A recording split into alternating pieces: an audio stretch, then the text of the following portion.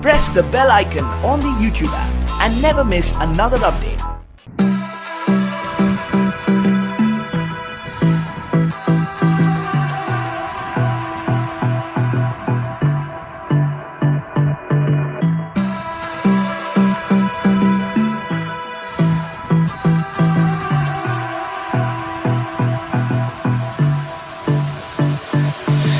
I don't know what you